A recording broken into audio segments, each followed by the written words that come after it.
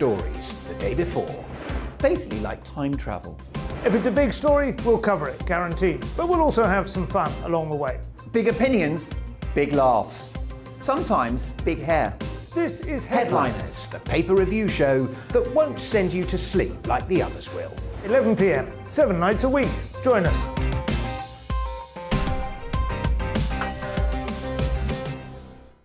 Hello there, I'm Eamon Holmes. And I'm Isabel Webster.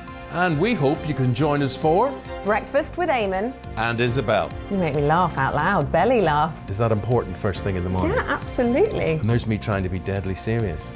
News is a serious business. Yeah, I have to rein you in sometimes. Well, it doesn't stop us laughing at it. It doesn't stop us having an opinion on what's going on. Yeah. And it certainly will not stop us reflecting what you think. Weekdays from 6 to 9:30 on GB News.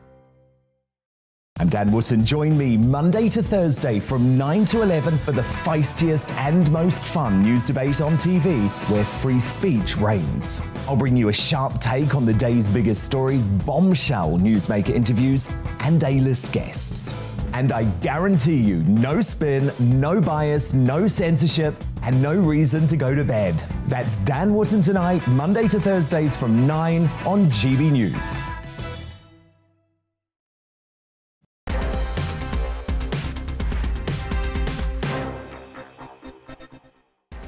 Hello there, coming up in the next 60 minutes for you. Rejoice! Omicron is in retreat and the government has announced the end of COVID restrictions a month earlier than planned. Also, in a country where violent muggers walk free, can it really be right to talk about sending a man who kicked his cat to prison for up to 4 years? And the columnist who says the sight of a tattoo makes her physically sick. A tattoo removal specialist tells me about the reality of getting a tattoo removed and some of the inked teenagers that she sees. Alongside me throughout the next 2 hours, the social commentator, Cathy Gingle. But first, the headlines with Polly.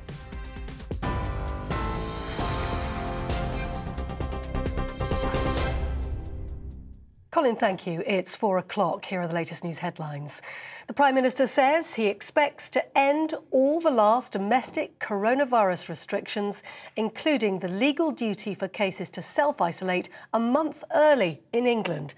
During Prime Minister's questions, Boris Johnson told MPs he'll present the government's Living with COVID plan after the half-term recess on February the 21st. Provided the current encouraging trends in the data continue, it is my expectation that we will be able to end the last domestic restrictions, including the legal requirement to self-isolate if you test positive, a full month early. Boris Johnson. Meanwhile, a picture showing the Prime Minister alongside 3 staff members at a virtual Christmas event in December 2020 has been published by the newspapers. At the time, coronavirus restrictions banning indoor social mixing between households were in place. The photograph, published The UK national terrorism threat level has been reduced from severe to substantial. The Home Secretary, Priti Patel, says that means an attack is likely rather than highly likely. The Health Secretary, Sajid Javid, has accepted the apology of the junior Health Minister, Gillian Keegan, after she admitted continuing an in-person meeting despite finding out she had tested positive for COVID in a lateral flow test. Posting on Twitter, Ms Keegan said she was listening to 3 fathers who had lost their daughters to suicide when she found out her positive result. She says that with their consent, she stayed for a short period to hear their stories, but realises that an error of judgment had taken place. Sajid Javid says he continues to support her in her role. A man serving life in prison for killing his fiancée in 2016 has been convicted of murdering his first wife 6 years earlier. 61-year-old Ian Stewart has been found guilty of killing Diane Stewart at their home in Cambridgeshire in 2010. Her death had been treated as epilepsy-related. But police started to investigate after Stewart was convicted of killing children's book author Helen Bailey in Hertfordshire. Virginia Giuffre will be interviewed under oath by the Duke of York's lawyers in April as part of her civil claim against him in the United States. Miss Giuffre is suing Prince Andrew for damages, claiming she was trafficked by Jeffrey Epstein to have sex with the royal when she was 17 2 decades ago. Andrew has strenuously denied the allegations. He'll also give evidence under oath in a deposition on March the 10th in London, in what's been described as a neutral location. The cats belonging to West Ham footballer Kurt Zouma are now in the care of the RSPCA. Zouma apologised yesterday after a video surfaced online of him kicking and slapping his cat. The RSPCA is investigating, and there's an online petition calling for the defender to be prosecuted over alleged animal cruelty. West Ham Football Club has fined the player 2 weeks' wages, reported to be around £250,000, which will be donated to animal welfare charities. Entertainment, and Adele has made a triumphant return to the Brit Awards by picking up 3 of the biggest prizes of the night.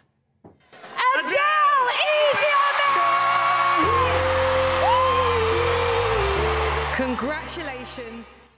Wow, the pop star won Song of the Year, Album of the Year and Artist of the Year, a category that has gone gender neutral for the first time, although she wasn't too pleased about that. Other winners included Sam Fender, who won Best Rock and Alternative Artist, while Songwriter of the Year went to Ed Sheeran. There he is. You're with GB News. We'll bring you more news as it happens. Now more from Colin Brazier.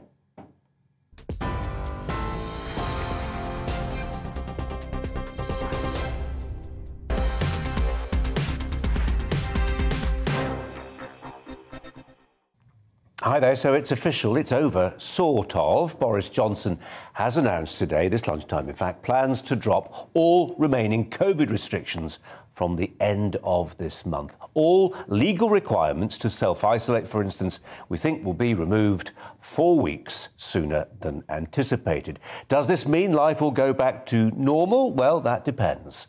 The relaxation applies to England. It's unclear at this stage whether Nicola Sturgeon will follow suit, nor whether other politicians and indeed business leaders who've been reluctant to accept that Omicron is on the way out will now drop their insistence on things like continued mask wearing. But for many, today's announcement brings the curtain down on 2 years of life being micromanaged by the state in a way that's not been seen outside of wartime.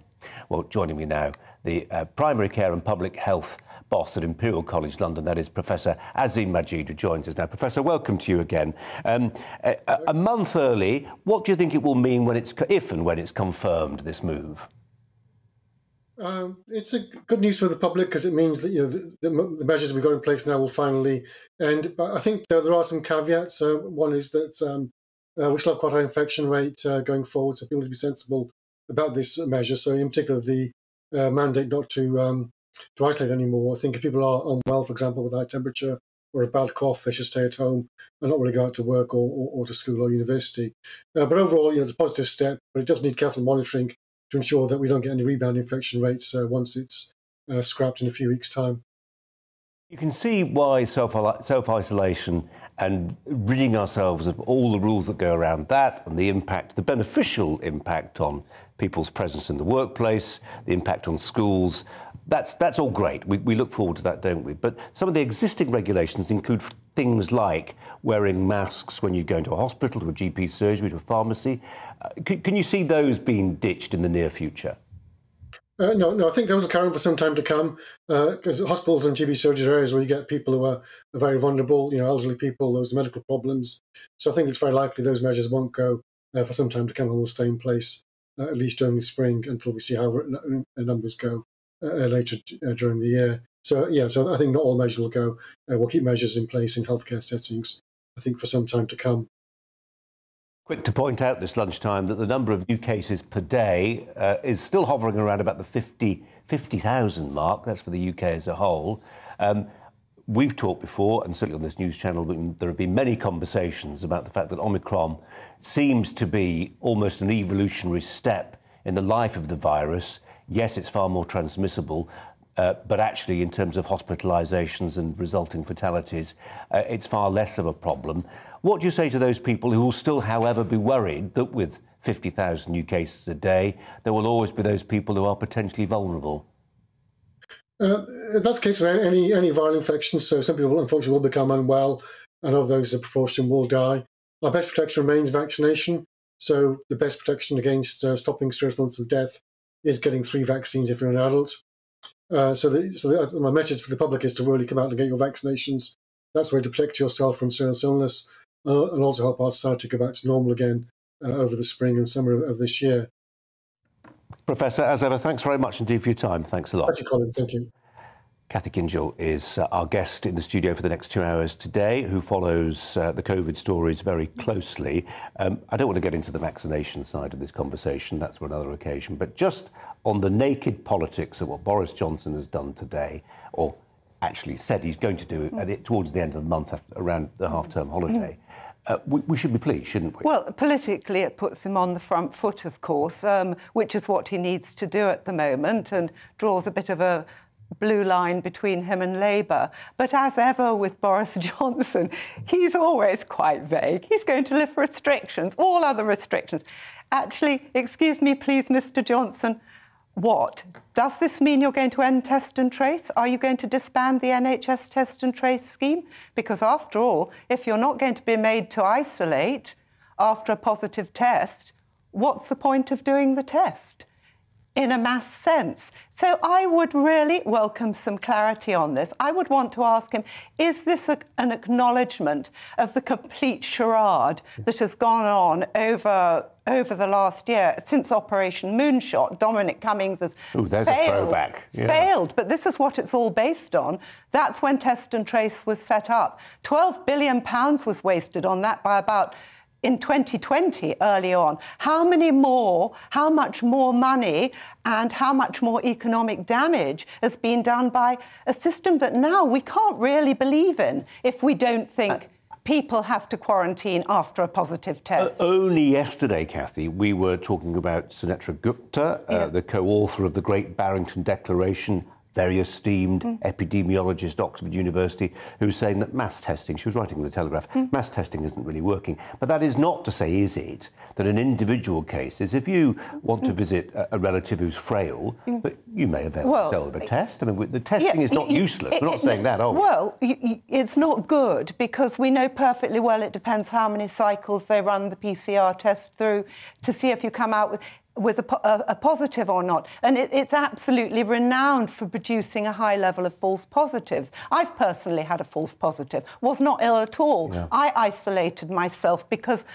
although I think it's entirely wrong, and on one level I shouldn't have obeyed this law, I did obey the law because I'm fundamentally law-abiding, but I was not ill for 1 minute. And I was harassed by the NHS Test and Trace people every day as to what I was doing.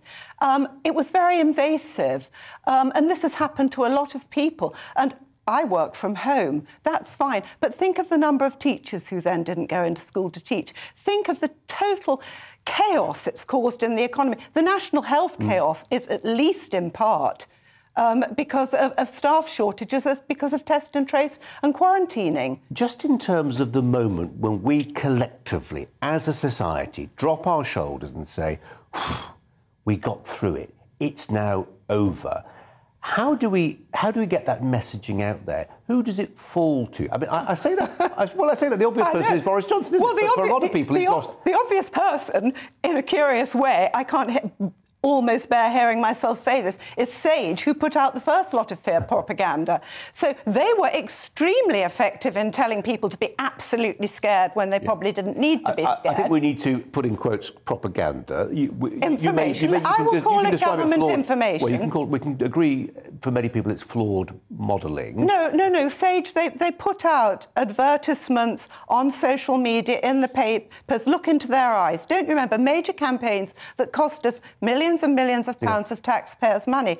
They did it very effectively. I happen to think they were very wrong, and they created a level of fear, unwarranted fear in this country, as you say, that is now going to be difficult to pull back from. So, yes, the people who know best how to tell people not to be afraid anymore, I'm afraid of that rather questionable lot who've been advising the government all along. Isn't the truth, Kathy, that there will still be people in perpetuity now, actually, who you will sit next to on the London Underground, on the National Express coach, in the football stadium, in the theatre, wherever. You will forever wear a mask. It is, and it's awful. People are so scared, and so unnecessarily scared, because in the end, this wasn't something that was a threat to all people. Sunetra Gupta was always right. It was the older, the people with comorbidities, who were the most vulnerable. Most deaths have taken place of over 80-year-olds, even to this point, before Omicron.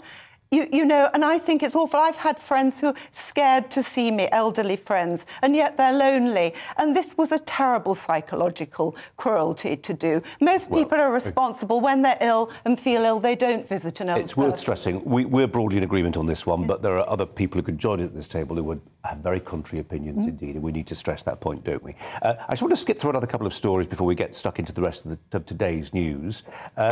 You're heavily involved with the Conservative Woman. What does the Conservative Woman make of the story today about marriage being a potential lifesaver? Oh, marriage has always been a lifesaver. I mean, when we set up the Conservative Woman, which we changed the name over this last period, we're the Defenders of Freedom now. But the Conservative Woman absolutely was set up to do that unfashionable thing, to sing the virtues of marriage for a stable and strong society, basically, and one that wasn't forever dependent on the state. And without marriage, which is the linchpin that ties families together, who bears responsibility for children? Who do children feel they belong to? They don't know if their parents aren't married. They may never have met their father. And we have constantly advocated for it as one of the most important, what do you call it, social constructs. I mean, universally, historically, we've been very neglectful of marriage. Governments have stopped supporting it and put all their support elsewhere. Yeah. It's a fascinating subject. It's one we don't talk about enough, because partly because it causes a lot of discomfort in those people who don't agree with us. It's a very deeply held opinion, isn't it? That some people feel that it's a manacle. Yes, I mean, my criticism has always been more of the overall culture and the state, never of individuals. Individuals are sometimes put into very difficult positions. So, yes, it's not that, but it's also an awareness thing. Most people don't know, for example, that, you know, male suicides, male alcoholism, male drugs all drop. You don't find those levels in married men, for example. It's awareness. Kathy, back to you in a second for more of that. Now, a West Ham footballer has had his pet cats, taken away from him by the RSPCA after he was filmed kicking and slapping them. West Ham, they fined Kurt Zouma £250,000. If you're interested, that's the equivalent of a fortnight's wages for him, which will now be paid to animal welfare charities. Essex police say they're investigating a video. A charity in Mr. Zouma's native France say they believe he may have fallen foul of French animal cruelty laws, and they come with a maximum prison sentence of 4 years. Well, last night, fans at West Ham's match against Watford repeatedly booed and taunted the player. His team selection was roundly condemned on social media, and within the last hour or thereabouts, one of the sponsors of West Ham have withdrawn, at least temporarily, some of their sponsorship at the club. Well, let's speak about this to Chelsea Munro, Senior Digital Campaigns Officer for the animal rights organisation PETA. Chelsea, welcome to you. Just, I always get this wrong. Is it PETA or PETA, and what does the acronym mean? Hi, Colin. Well, firstly, thanks so much for having me on. It's PETA, and it stands for People for the Ethical Treatment of Animals. OK. Chelsea, I've got a couple of cats. I would describe myself as an animal lover. But it strikes me as disproportionate if we're entering the realms of discussing a prison sentence of up to 4 years for somebody who has, well, I won't say yes because there are only allegations at this stage, but people will have seen the video and many people have been upset by it. But when you get into the realms of lengthy prison sentence, it will feel disproportionate to some people in a world where, you know, muggers go free and people who commit very serious acts of violence against other human beings don't go to prison. Well, here in the UK, it's actually up to 5 years that you can get a prison sentence for. And really, Colin, the way you should look at it is, I guess, is that if it's wrong to do that to a child or a baby or a dog or a cow, then it's definitely wrong to do it to a cat as well. And these do you see, is there no, just from Peter's point of view, is there no moral distinction in the eyes of the law between inflicting injuries on a child compared to an animal, what we would call a domestic pet? It would be speciest to believe there's a distinction. All animals, humans, babies, dogs, cats are equal, and so they should be treated so in the eyes of the let's just tease this one out if we can. So it's a thought experiment. Let's try it. We've got a situation where a toddler is doing something that puts them at danger. Meanwhile, my dog is doing something that puts it at danger. I ought to prioritise neither, according to your logic. Well, in a perfect scenario, you would prioritise both, and hopefully, Colin, this would never happen. We need to get into this, don't we? Because it's important. It's important. You've got to make a choice. Are you going to save the baby or the dog? Really, Colin, I think we're missing the point of speciesism and veganism as well. And the point really isn't that you should value one life over the other. The point is that you should, see animals as being able to live free from abuse and exploitation. So really, it isn't a question of who you would save. It's a question of letting animals live free from this kind of abuse that Kurt Zuma has inflicted upon his two cats. Well, allegedly. I'm going to be a stickler, Chelsea. I'm going to be a stickler and throw in the word allegedly, because I know things are happening and the club said things and the sponsors have said things, but there's been no process yet that's turned an allegation into something more than an allegation at this stage. Can I just go a little, just to unpack this a little bit further? And I'm treading very sensitive, because I know when we tackle this topic, nothing fills up my inbox more with quite cruel comments for venturing arguments on this. But I still think it's important that we try and tease out some of the topics around it. So, for instance, is there a difference in Peter's mind, in your mind, Chelsea, between what we've seen happen here with this particular footballer and what we saw a few months ago where, say, and again, I know there's a legal process that's happening right now, so I've got to be slightly careful, but where somebody was restraining a horse in a way that many people didn't like. Now, the point I'm trying to make as somebody who sort of had horses is that when you're dealing with a horse as opposed to a cat can't hurt you in a way that a horse can actually hurt you really badly, and if you don't handle it right, can really hurt you. And sometimes you need to physically chastise them because you can't communicate with them to make clear that actually, crack, you've just stood, half a ton of horse and bone has just stood on my toe, or you're about to barge into a child. I'm struggling with it, but you see what I'm trying to say, Chelsea, that is that instance, is what we've seen with the cat on a scale worse than what we saw with the horse? Again, it all comes down to seeing animals as equal to humans, equal to animals. So there is no, excuse for treating, whether it's a horse or a cat, no excuse for treating them badly. But Chelsea, that's not how that's not how our laws work. Our laws sift evidence finely and have a spectrum of punishments to fit crimes. It's not binary. It's not black and white. You're wrong. You'll go to prison for a given period. We've got to grade things.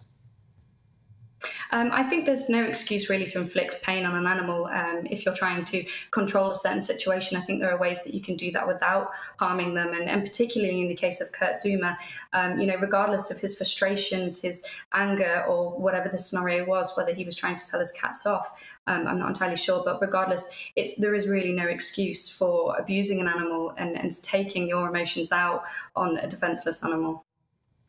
Chelsea Munro, really appreciate you talking to us and for being so frank. Thanks a lot. Cathy Gingell. Cathy Gingell is a long time. What do you make of that?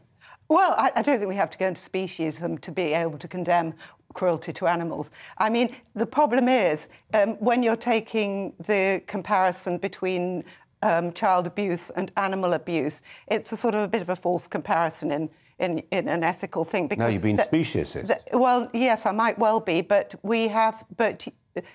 not one justifies the other. Because we don't give sufficient sentencing possibly for child killing or child cruelty, which arguably we don't. Some people seem to get out, whether, I'm not really good on the law on this, but whether it's on manslaughter or whatever, but people can be out and about after having basically abused their children. That doesn't mean to say we shouldn't take a firm stand against animal cruelty. And I think as society, what worried me about seeing this case, as you said, the video seems to tell us, but, we hope it wasn't constructed by somebody, we hope it's not fake or whatever, but assuming assuming it's true, it was a beastliness. And if we allow culturally that form of beastliness to animals, we're going to allow that sort of beastliness. I agree with all that, Kathy, but I also think it's true that a toddler's life is worth more than that wasn't that what I'm quite sure if I was saving. Okay.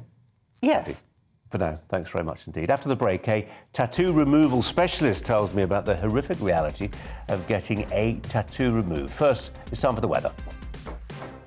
Hello, I'm Alex Deakin. Some wintry weather on the way across the northern half of the UK. Certainly tonight, some snow and strong winds across Scotland. It could turn icy across Northern Ireland. Things remaining fairly mild and damp across southern England thanks to this weather front. But further north, we've got the colder air, and particularly as this low pressure system arrives, the winds will be picking up, and we're going to see lots of snow showers packing into western Scotland. We do have Met Office yellow warnings in place. The snow across Scotland, the ice potential for Northern Ireland as the showers come in here as well. And then the winds really pick up later in the night across western Scotland. So the combination of strong winds, snow showers, means blizzard. So yes, there could be some disruption here. Further south, well, things relatively calm, a bit damp and drizzly on the south coast. Still quite mild here, although colder than recent nights. But a very cold start for Scotland and Northern Ireland. Still some wintry showers here. Plenty of snow showers across Scotland. Those winds really picking up through the central belt during Thursday morning. The winds themselves could cause some damage and some disruption, combined with those snow flurries coming in. So some pretty grim conditions on the roads. We'll see a few showers getting into parts of northern England, but further south, much of England and Wales, dry and bright on Thursday. Colder. Temperatures still close to average 6 to 9 Celsius, but feeling a lot colder with those blustery conditions across the north. And getting very windy on some of these North Sea coasts during Thursday evening, with a few showers likely to continue into the night before that system clears away. And then the winds ease and clear skies means it's going to be frosty for most of us as we head into Friday. A cold start then, but generally a cracking day, certainly across the Midlands, eastern England. Plenty of sunshine on Friday. Further west, the sunshine may turn rather hazy, but apart from a few showers, most places dry, and the winds will be a lot lighter on Friday as well. But it will still feel pretty chilly.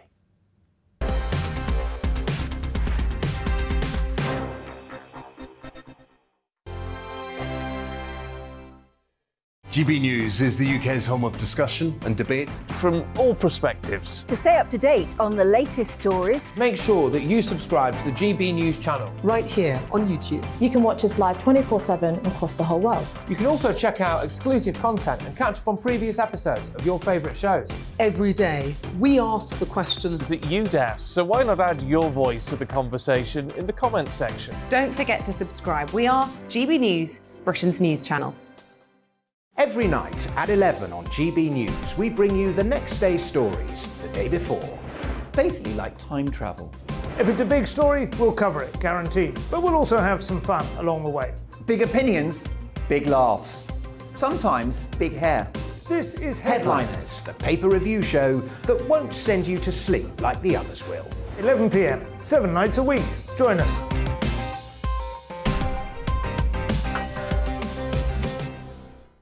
Hello there, I'm Eamon Holmes. And I'm Isabel Webster. And we hope you can join us for Breakfast with Eamon and Isabel. You make me laugh out loud, belly laugh. Is that important first thing in the morning? Yeah, absolutely. And there's me trying to be deadly serious.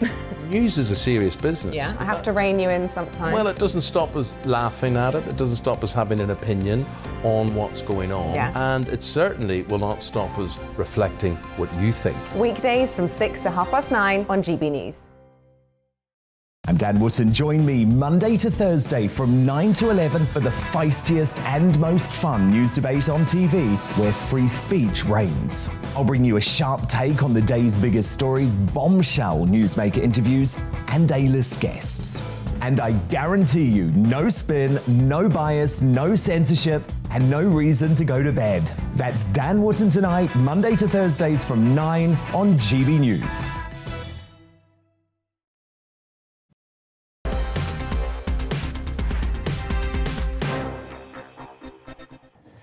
Now, the Times columnist Melanie Phillips wrote about tattoos this week. She said the sight of them makes her physically sick.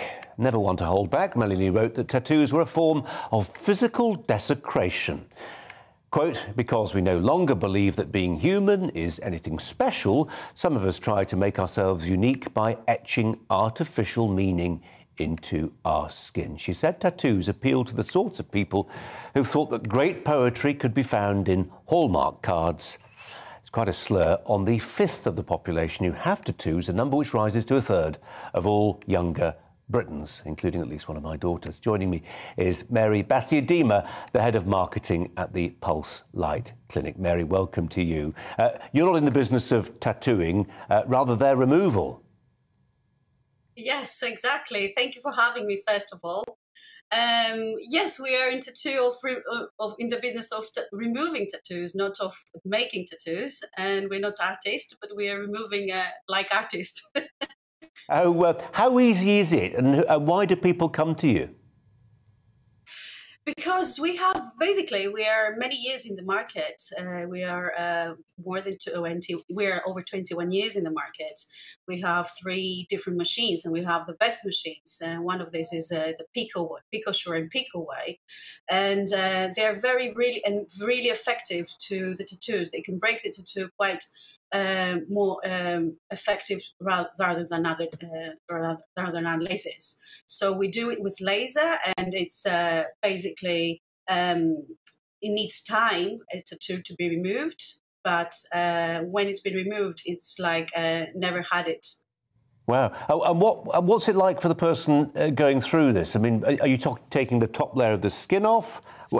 Physically, what's working? No. Basically, the laser, what it does, it's breaking the pigmentation. Every tattoo is having a pigment. The color is a pigment.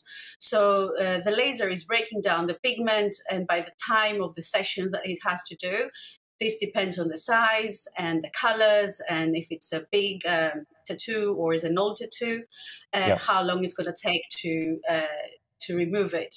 It may be from 6 to 8 sessions, which is going to take depending on how big the tattoo is, obviously. Mary, why do people want them removed? Is it sort of old partners' names that they just don't like the look of it anymore? What is it? There's so many things they are after. There are top 7, I would say, reasons that people were having tattoo regrets.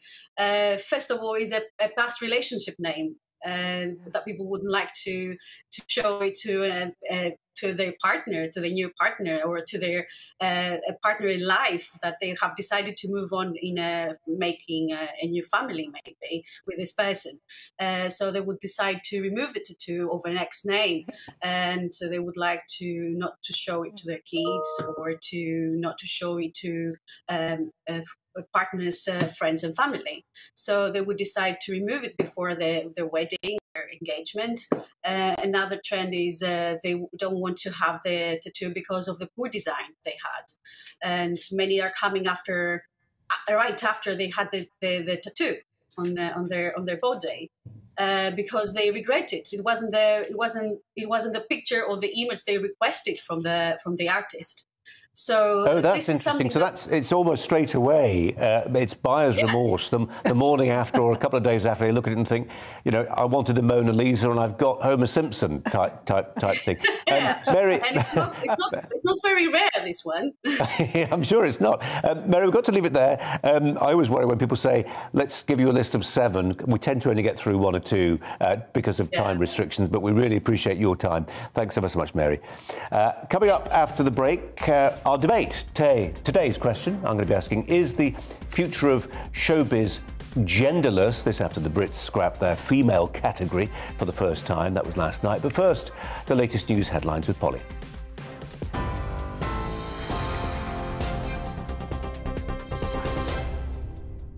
Just after 4:30, your top stories. The legal requirement to self-isolate after testing positive with coronavirus could be scrapped by the government by the end of this month in England. The Prime Minister says he plans to end all the last domestic COVID restrictions a month earlier than previously announced. Boris Johnson told MPs he'll present the government's living with COVID plan after half-term. Meanwhile, a picture showing the Prime Minister alongside 3 staff members at a Christmas event in December 2020 has been published by the Daily Mirror newspaper. At the time, coronavirus restrictions banning indoor social mixing between households were in place. The Metropolitan Police are currently not investigating that event, having reviewed evidence from the Sue Gray inquiry. The UK national terrorism threat level has been reduced from severe to substantial. The Home Secretary, Priti Patel, says that means an attack is likely rather than highly likely. A man who killed his fiancée in 2016 has been found guilty of murdering his first wife 6 years earlier. Ian Stewart murdered Diane Stewart at their home in Cambridgeshire in 2010. Her death had been treated as epilepsy-related, but police opened an investigation after Stewart was convicted of killing the children's author Helen Bailey in Hertfordshire. The Health Secretary, Sajid Javid, has accepted the apology of the junior Health Minister, Gillian Keegan, after she admitted continuing an in-person meeting despite knowing she had COVID. Ms Keegan said she was listening to 3 fathers who'd lost their daughters to suicide when she found out about her positive result. She says she stayed for a short period with their consent, but realises it was an error of judgment. The cats belonging to West Ham footballer Kurt Zouma are now in the care of the RSPCA. Zouma apologised yesterday after a video surfaced online of him kicking and slapping a cat, which the charity is now investigating. On TV, online and on your radio via DAB+, you're with GB News. Now more from Brazier.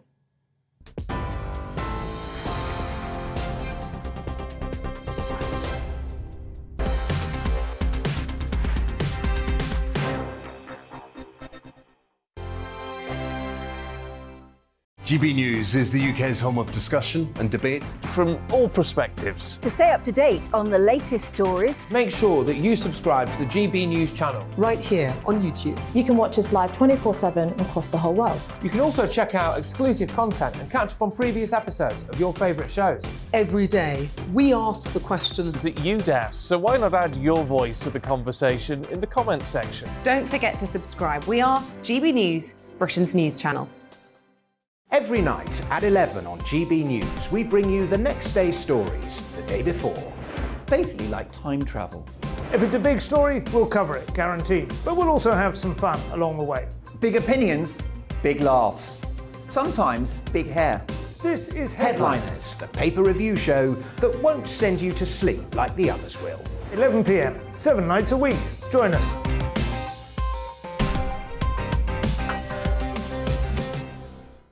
Hello there, I'm Eamon Holmes. And I'm Isabel Webster. And we hope you can join us for Breakfast with Eamon and Isabel. You make me laugh out loud, belly laugh. Is that important first thing in the morning? Yeah, absolutely. And there's me trying to be deadly serious. News is a serious business. Yeah, I have to rein you in sometimes. Well, it doesn't stop us laughing at it. It doesn't stop us having an opinion on what's going on. Yeah. And it certainly will not stop us reflecting what you think. Weekdays from 6 to 9:30 on GB News. I'm Dan Wootton. Join me Monday to Thursday from 9 to 11 for the feistiest and most fun news debate on TV, where free speech reigns. I'll bring you a sharp take on the day's biggest stories, bombshell newsmaker interviews, and A-list guests. And I guarantee you, no spin, no bias, no censorship, and no reason to go to bed. That's Dan Wootton tonight, Monday to Thursdays from 9 on GB News.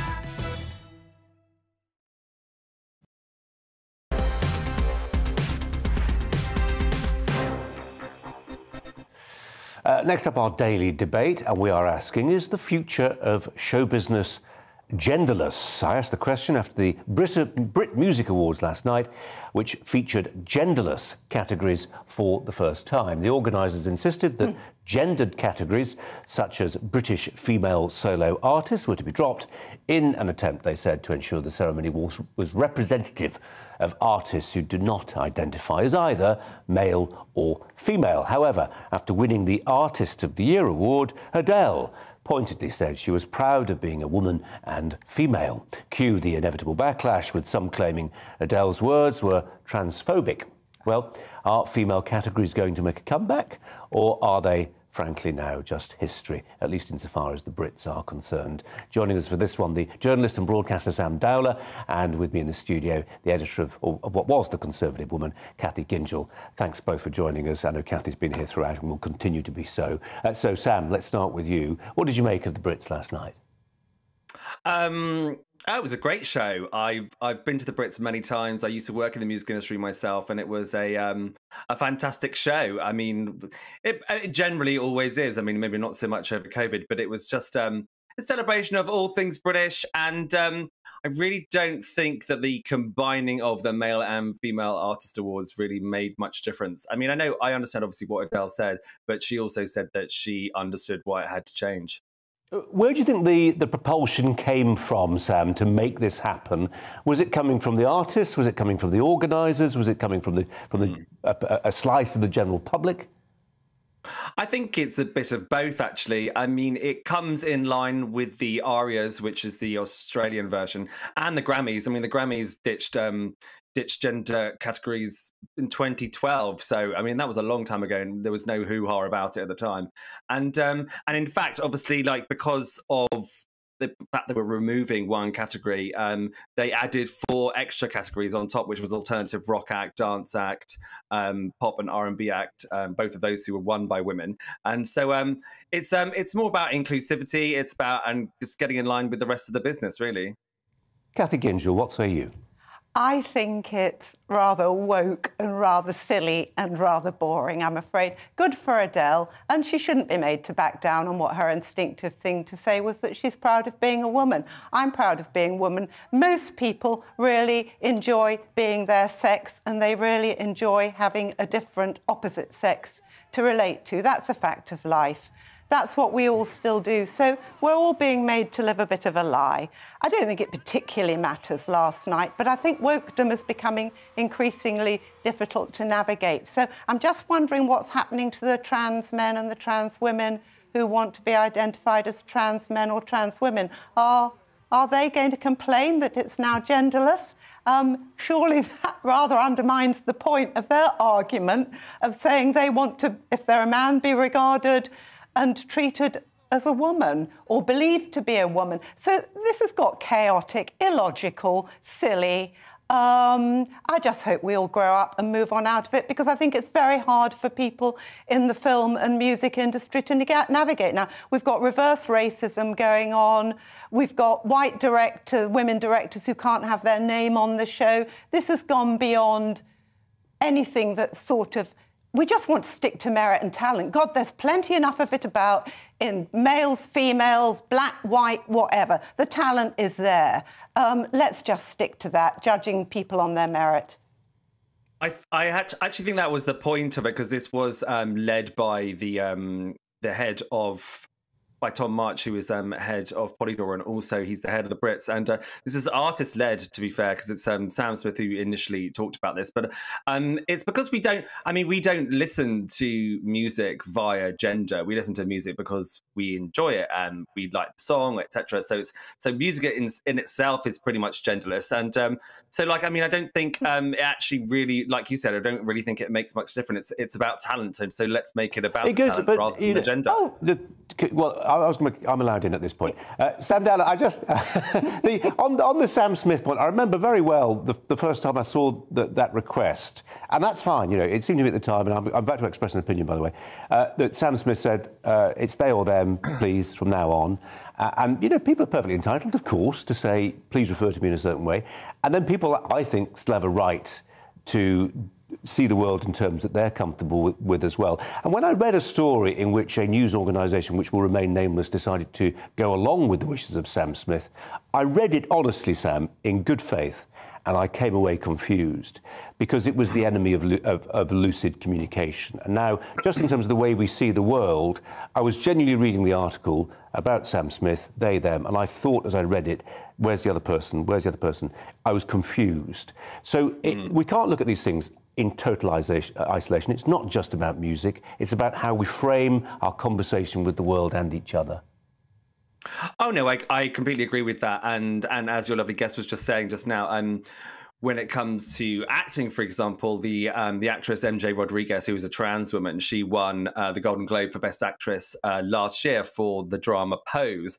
And so, like, I mean, it is across the board, but I mean, what we need to remember is this is driven by young people. So, and as I said before on different shows, you know, the pendulum has to swing further one way before it comes back into the middle. And you know, this is, as I said, it's driven by young people. So they obviously are the future. So I mean, it's almost like old fuddy-duddies like us will become irrelevant at some point. And Speak for yourself, Sam. Kathy, I'm still slightly confused in this. Sam's talking there about cinematic awards that involved, I think Sam said, correct me if I'm wrong, a trans woman actress of the year. But that doesn't really get around your question, which is the Brits were saying genderless, as is their right. But actually, you're saying if you're a trans woman, where does that place you? So I'm not sure where we are. Kathy, you make I don't think that's the trouble. It's logically totally confused. But I'm not sure. I hate this word genderless. Gender only came into the conversation, what, 10, 20 years ago? We used to talk about sex, you know, and it's XX, I can't, you know, an XY. I mean, it's a biological fact.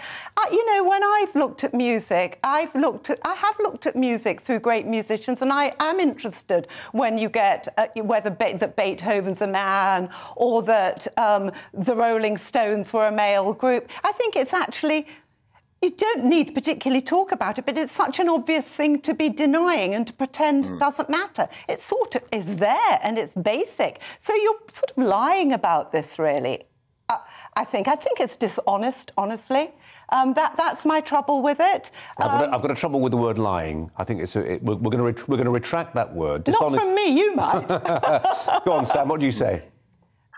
Well, I mean, it's like, for example, they have best rock group, best band, and none of it mentions gender. I mean, obviously, like something like the Brits moving to Artist of the Year, or that's obviously very different to something like the Oscars or the Emmys. So this is why, I mean, obviously we disagree on quite a few points, but I think it is, you know, I think it has to be done by a case-by-case basis. And like if a trans woman represents as a woman and wants to be in the actress category, then that's how it goes. I mean, going on and saying how very confusing it is and people are lying, I don't think it's very helpful. Why aren't you just saying she's genderless then? Well, I mean, she's a you know, trans it's not woman. Logical. There's a hierarchy of victims. This is a sort of identity hierarchy of victims war, and one person's trying to outwoke the rest, and it's quite a destructive game, really. At the serious side, I don't believe it's pushed by young people. I think it's pushed by strong ideological indoctrination that comes from elsewhere. They get it in schools, they get it in universities, they get it from big tech, from Facebook. I think they're actually the pawns in this, and they don't know any better. The world is changing, and unfortunately, you know, people like yourself are going to have to keep up, because this is what I keep the world up, is but now. I don't like it, and keeping up doesn't mean I have to comply. So I'm going to intervene. You don't have to comply. That's fine. You know, because I'm being made to feel like an old fuddy-duddy, and I probably am. Let me make this contribution. You could argue, could you not, that this is part of a process of normalising the breakdown of what for centuries we've taken to be normality, and for the most part it doesn't matter if a few celebs want to gather in, you know, at a gathering like the Brits and do this sort of thing. Where it becomes important, some people will say, is when you start messing with biological sex and replacing it with gender terms that leads you to a situation where you've got a trans woman a trans man in a woman-only prison, in situations in hospital where something similar arises, or you've got somebody who's been on a biological journey that leads them to compete in a woman's sport, but actually they've largely spent most of their life fueled by testosterone in a man's body. That's where it starts to matter. And by what we saw at the Brits last night, we are normalising a process that leads you to those more serious situations.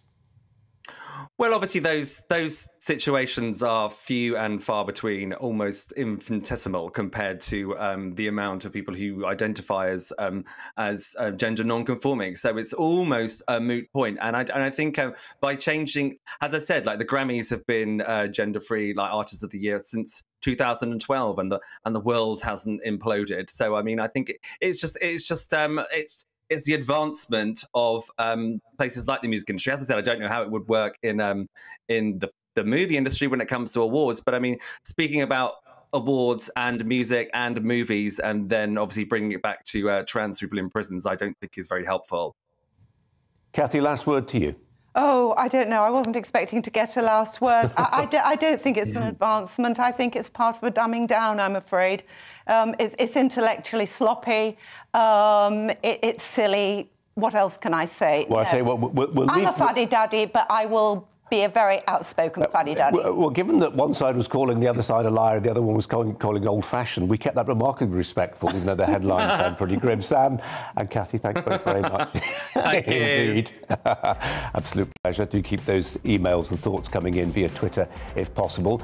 Coming up after the break, we're going to be looking at the NHS. The backlog will still be growing in 2024, at least. It's estimated. Many are asking, how will we ever get treated? I'll be speaking to an NHS GP. But first, we'll have a look at almost 10 to 5 at the weather. Hello, I'm Alex Deakin. Some wintry weather on the way across the northern half of the UK. Certainly tonight, some snow and strong winds across Scotland. It could turn icy across Northern Ireland. Things remaining fairly mild and damp across southern England thanks to this weather front. But further north, we've got the colder air, and particularly as this low pressure system arrives, the winds will be picking up, and we're going to see lots of snow showers packing into western Scotland. We do have Met Office yellow warnings in place. The snow across Scotland, the ice potential for Northern Ireland as the showers come in here as well. And then the winds really pick up later in the night across western Scotland. So the combination of strong winds, snow showers means blizzard. So yes, there could be some disruption here. Further south, well, things relatively calm, bit damp and drizzly on the south coast. Still quite mild here, although colder than recent nights. But a very cold start for Scotland and Northern Ireland. Still some wintry showers here. Plenty of snow showers across Scotland. Those winds really picking up through the central belt during Thursday morning. The winds themselves could cause some damage and some disruption, combined with those snow flurries coming in. So some pretty grim conditions on the roads. We'll see a few showers getting into parts of northern England, but further south, much of England and Wales, dry and bright on Thursday. Colder. Temperatures still close to average 6 to 9 Celsius, but feeling a lot colder with those blustery conditions across the north. And getting very windy on some of these North Sea coasts during Thursday evening, with a few showers likely to continue into the night before that system clears away. And then the wind ease and clear skies means it's going to be frosty for most of us as we head into Friday. A cold start then, but generally a cracking day, certainly across the Midlands, eastern England. Plenty of sunshine on Friday. Further west, the sunshine may turn rather hazy, but apart from a few showers, most places dry, and the winds will be a lot lighter on Friday as well. But it will still feel pretty chilly. Hello, I'm Alastair Stewart, and I'd invite you to join me at 8 o'clock on Fridays and again at noon on Saturdays and Sundays for Alastair Stewart and Friends. I've been in this business for over 40 years. Here at GB News, I've never been happier. I get to choose the big stories that really interest me. We hear what you have to say, and you hear what I have to say. I really hope you can join me. 8 on Fridays, noon on Saturdays and Sundays.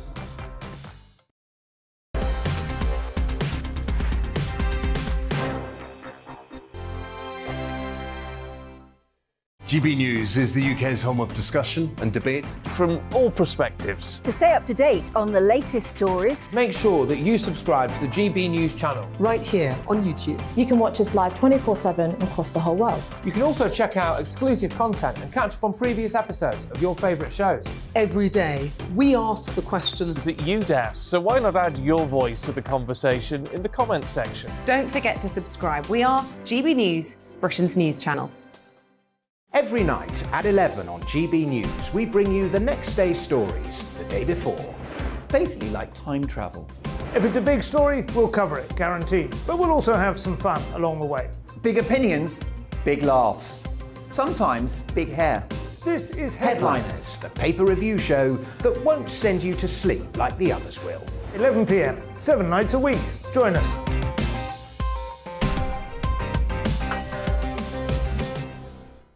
Hello there, I'm Eamon Holmes. And I'm Isabel Webster.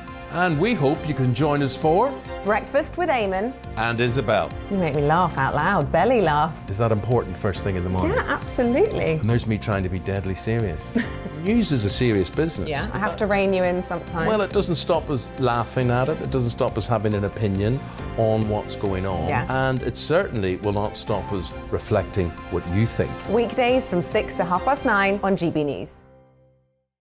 I'm Dan Wootton. Join me Monday to Thursday from 9 to 11 for the feistiest and most fun news debate on TV, where free speech reigns. I'll bring you a sharp take on the day's biggest stories, bombshell newsmaker interviews, and A-list guests.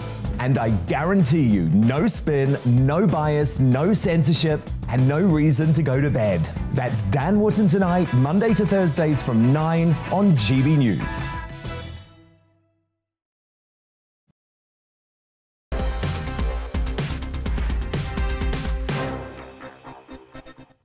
Six minutes to 5. You're with Colin Brazier on GB News, on TV and on radio. Now, the latest figures are showing that nearly 6 million people were on waiting lists in November. It's the highest figure since records began not that long ago, actually in 2007. However, the government's unveiled proposals to try and tackle the backlog. The Health Secretary, Sajid Javid, has said that the waiting list ought to start to reduce come 2024. Let's talk to NHS GP, Dr. Veena Babu. Doctor, thanks ever so much. Always good to talk to you. That's the backlog in terms that people can relate to 2024. Paint a picture for us of what the backlog looks like in human terms, if you can. Hi, Colin. Nice to see you again.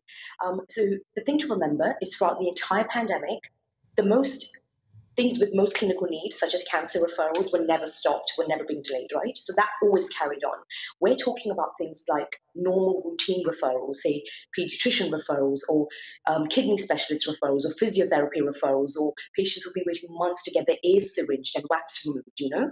So those routine referrals either were delayed because of limited resources and capacity, because people were off sick because of COVID, or there just wasn't enough appointments available. So those patients will now start seeing their appointments getting pulled forward. There was also talk that they might get sent to maybe areas outside their catchment, so they might have to travel, or the NHS might reimburse some of their travel and stay if they have to go to another part of the country to maybe get the treatment. But I'm not sure how realistic that might be, because I'm sure you'd appreciate if you're going to an operation or a specific appointment, you might want to take someone with you, right?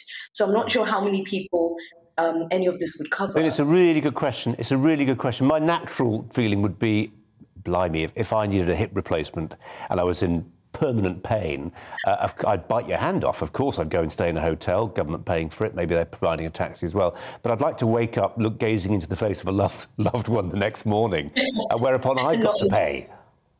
Yeah. Yeah, so those are things to just think about. But in terms of just service provision, if more clinic times become available, if more clinic hours become available, and more clinics open up throughout the country, I think it just gives everyone much more of an option of expediting their appointments and not having to wait months and months. So that's exciting. I know the government has been struggling with a waiting list. I think it's 2 weeks, isn't it, to get a cancer referral. But and I know the way you've depicted it is that, you know, if you're worried about a cancer diagnosis, that's been happening throughout COVID. But you also mentioned, say, for instance, some routine work on, say, the kidneys. And as we all know, it's a spectrum, isn't it? Sometimes you'll be going in for something that seems pretty innocuous, and actually there's some bad news attached to it. And I suppose that will be the worry for a great number of people, won't it? That when they're in the system, actively in the system, seeing people like you face to face, stuff gets divulged, things emerge that lead on to a diagnosis nobody was expecting. Absolutely. And I would urge everyone, actually, if you're waiting for a routine appointment and it's been anywhere between 4 to 8 weeks, or you've not heard back from the hospital, either call call the secretaries of the department, call the hospital itself to see where your appointment is, or contact your GP again to chase up that appointment. Because although it is a routine thing, it's not something that we should ignore, because you're absolutely right. It could, often it can be just a routine things and can end up being sinister. Not always. So just because it is routine, you don't want to sit on it either. So I would encourage you to chase it if it's been, 4 to 6 weeks and you haven't heard. But yep, all the cancer or the urgent referrals, by law, everyone gets seen within 2 weeks. And in my experience, the department's actually really good. Yeah. Most people I know get seen within 7 days. They're quite good. Veena, our main story today, it's reflecting on what the Prime Minister said at Prime Minister's Questions today, which is that he expects to bring forward the moment when we are, in quotes, getting back to normal. So self-isolation goes. But I wonder what will happen to those remnants, the sort of remnants of lockdown, and I'm thinking in particular of, in a GP surgery or a pharmacy where people are still or a hospital where people are still expected to wear masks. Looking forward, I'm talking months, and maybe even years, do you think in your workplace you will still expect people, patients, members of the public, to come into the surgery wearing a face mask? I have to be honest, in the next few months, I don't see that going away. Just because, like you said, these are places where the most vulnerable come to. Every single day, we have patients over 65, patients with asthma, newborn babies coming in for their vaccinations. These are not the kind of groups you want to expose to even general viruses. So if something as simple as wearing a mask can prevent excess exposure, I don't see how in GP practices this is going to be taken away anytime soon, if I'm honest with you. Going forward, it might be an option given to people. I don't think it'll ever be mandatory, but having that option, I think, will give people the confidence and freedom that their health is in good control. Veena Babu, always good to talk to you. Thanks ever so much. Just a thought from Kathy Gingell, who's alongside me today throughout the course of our show. Kathy, it's back to normal to a degree, but not completely. Well, no, not really. I did feel she underplayed the terrible tragedy of the last 2 years where people didn't get to see doctors and found out about their cancers far too late. And I've felt upset with the NHS from the start that the management of the NHS didn't sufficiently challenge the government on the balance of risk in terms of deaths, of really weighing up the vulnerable COVID deaths against the excess deaths of all other illnesses by virtue of people not getting to see their doctor. They're still not getting to see their doctor. I think we need a little bit of honesty here. People are really struggling to get a face-to-face appointment. We'll come back to that one. It remains a subject that really agitates people. Kathy, for now, thanks very much. It's 5 o'clock.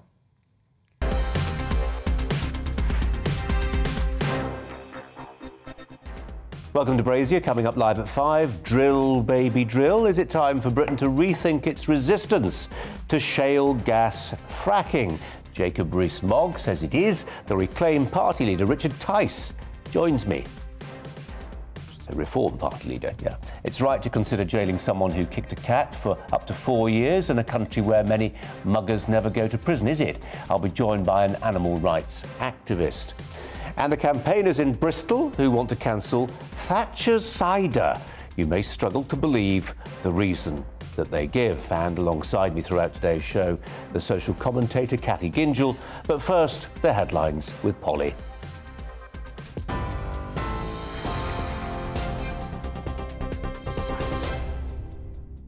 Just after 5, good afternoon. Your headlines this hour. The Prime Minister says he expects to end all coronavirus restrictions, including the need for people to self-isolate, a month early in England. Boris Johnson told MPs today he'll present the government's so-called Living with COVID plan after parliamentary recess later this month. Provided the current encouraging trends in the data continue, it is my expectation that we will be able to end the last domestic restrictions, including the legal requirement to self-isolate if you test positive, a full month early. Meanwhile, an image showing the Prime Minister alongside 3 staff members at a Christmas event during December 2020 has been published. At the time, coronavirus restrictions banning indoor social mixing between households were in place. The Daily Mirror newspaper, which published the image. Well, the Prime Minister's due to fly to Poland tomorrow over the build-up of Russian forces near the Ukraine border. Boris Johnson will meet Poland's Prime Minister and President to reassure Eastern European allies about the UK's support. Earlier today, Liz Truss, the Foreign Secretary, landed in Moscow to meet with her Russian counterpart. The Foreign Secretary saying Russia must immediately withdraw its forces and respect Ukraine's sovereignty or face severe consequences. Meanwhile, the UK national terrorism threat level has been reduced from severe to substantial. The Home Secretary, Priti Patel, says that means an attack is likely rather than highly likely. The threat level was increased in November, a day after the incident outside the Liverpool Women's Hospital, in which the bomber Imad al-Swalmin was killed. A man serving life in prison for killing his fiancée in 2016 has been convicted of murdering his first wife 6 years earlier. 61-year-old Ian Stewart was found guilty of killing Diane Stewart at their home in Cambridgeshire in 2010. Her death had been treated as epilepsy-related, but police started to investigate after Stewart was convicted of killing the children's author Helen Bailey in Hertfordshire. The Health Secretary, Sajid Javid, has accepted the apology of the Junior Health Minister, Gillian Keegan, after she admitted continuing an in-person meeting despite finding out she had COVID. Posting on Twitter, Mrs Keegan said she was listening to 3 fathers who'd lost their daughters to suicide when she found out her positive result. She says, with their consent, she stayed for a period to hear their stories, but realised it was an error of judgment. Sajid Javid says he continues to support her in her role. As you've been hearing, the cats belonging to the West Ham footballer Kurt Zouma are now in the care of the RSPCA. Zouma apologised yesterday after a video surfaced online of him kicking and slapping his cat. The RSPCA are investigating, and there's an online petition calling for the defender to be prosecuted over alleged animal cruelty. West Ham has fined the player 2 weeks' wages, reported to be around £250,000, which will be donated to the animal welfare charities. Entertainment, and Adele has made a triumphant return to the Brit Awards by picking up 3 of the biggest prizes of the night. Adele, easy on me! Congratulations. Good for her. The pop superstar winning Song of the Year, Album of the Year and Artist of the Year, a category that's gone gender neutral for the first time. Adele did say she understood why the award had changed, but said, "I really love being a woman and being a female artist." Other winners included Sam Fender, who won Best Rock and Alternative Artist, and Songwriter of the Year went to Ed Sheeran. You're with GB News. We'll bring you more news as it happens. Now back to Brazier.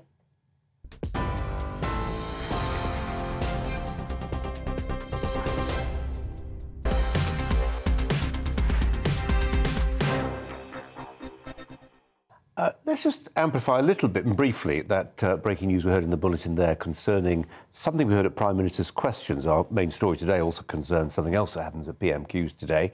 But there was a Labour backbencher who raised the question, in fact a picture of the Prime Minister enjoying some sort of hospitality inside Downing Street. It's just been reported by our friends at the Press Association that Scotland Yard has said it's reviewing its assessment that the Christmas quiz in number 10 on December the 15th of 2020 did not meet the threshold for criminal investigation after that image surfaced of Boris Johnson near a bottle of wine. Kathy Gingell is alongside me. We haven't got long on this, Kathy. What do you make of it? What I'm really worried about is who's putting all these little cameras in all over the place and who's spending their time.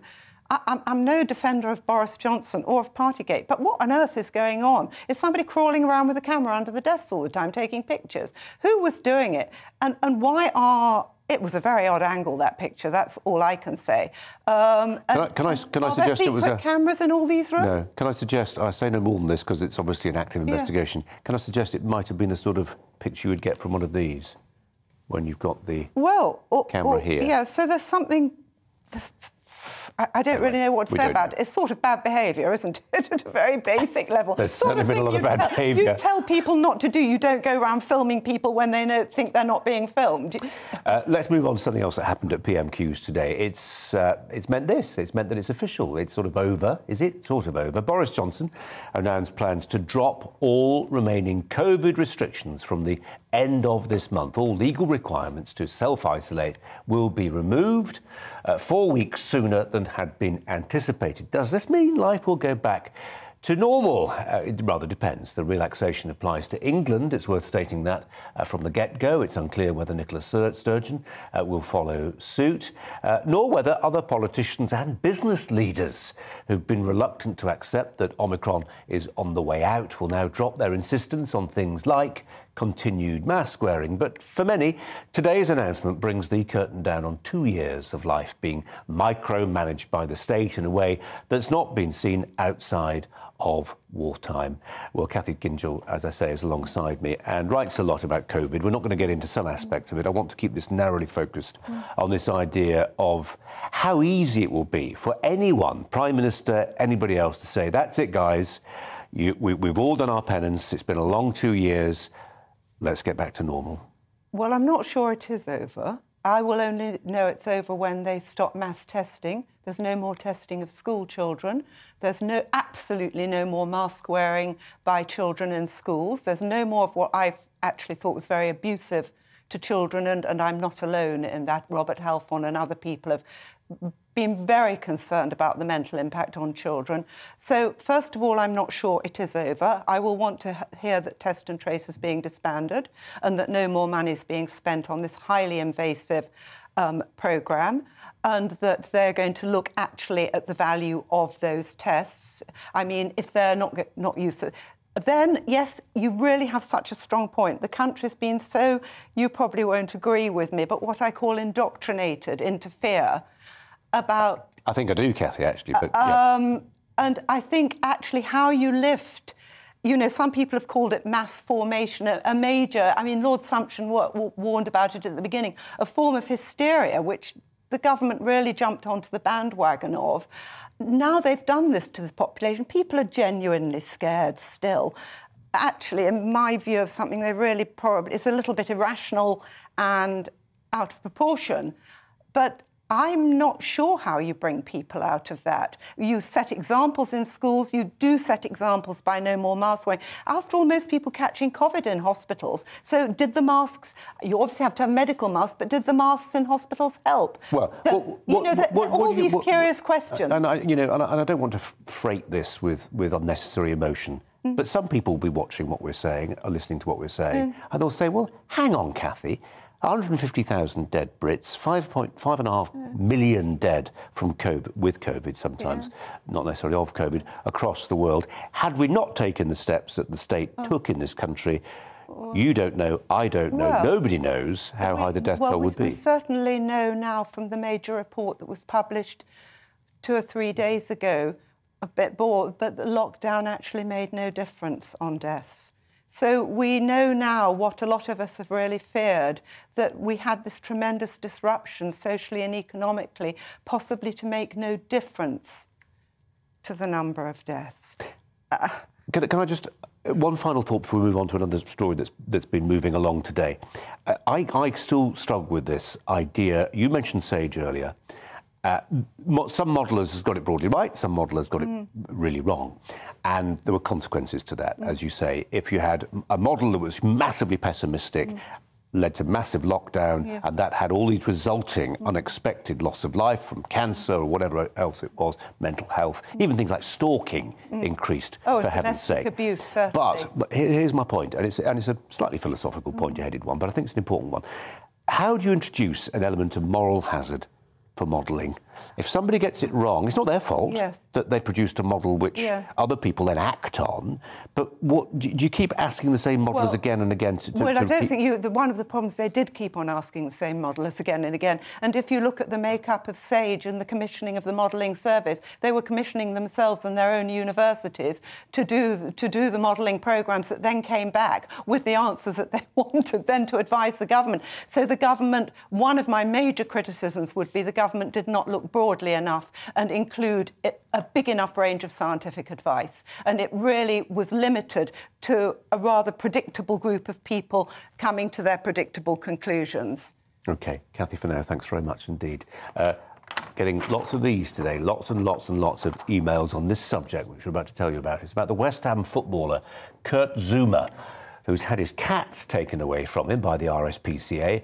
after he was seemingly filmed kicking and slapping them. His club have fined Zuma £250,000. Sounds like a lot of money. It's actually the equivalent of a fortnight's wage for him, which will be paid to animal welfare charities, we are told. We're also told that Essex police say they're investigating the video. A charity in Mr. Zuma's native France says they believe he may have fallen foul of French animal cruelty laws. They come with a maximum prison sentence of 4 years. Last night, fans at West Ham's match against Watford repeatedly booed and taunted the player. His team selection was roundly condemned on social media as well. Well, the co-founder of the We Are West Ham podcast is James Jones, and James joins me now. Hi to you, James. Should he have been selected last night, do you think? No. Put simply, we were going into the game, everyone just assumed that he'd be left out of the squad. Because that was the right thing to do. That was the decent thing to do, the moral thing to do. So when the starting 11 was announced an hour before kickoff, I was just outside the stadium at the time, and there was widespread shock that he was in the starting 11, let alone the squad, let alone in the stadium. It's just shocking that the club, David Moyes, or whoever was responsible for it, in the end, thought it was the right thing to do. Do you think that at least one sponsor's walking away from an element of a deal today with West Ham? So this is money disappearing through the door. Do you think that withdrawal of sponsorship would have happened today had he not played yesterday? No, I think a lot of sponsors have looked at the way the club have dealt with it yesterday. They did put a statement out saying that they were very against what he'd done and were going to deal with it internally. I think everyone expected that internal investigation to lead to a suspension of some kind, whether that was 1 or 2 games, and then a fine of a couple of weeks' wages, which they have done. But the fact they allowed him to play less than 24 hours after the video emerged on social media has led to, quite rightly, at least one sponsor, maybe more, going, well, you've dealt with that incorrectly. What is West Ham's actual stance on the issue at hand? Because they didn't deal with it in the correct way, in the harshest possible way, which I think they should have done. And so people deal with it in different ways, don't they? I mean, somebody's gone to the trouble of transcribing one of the chants that was heard from the terraces, from the stands last night. I'll repeat it partially for reasons that are about to become clear. He plays at centre-back. He kicks his, you can fill in the blank, cat.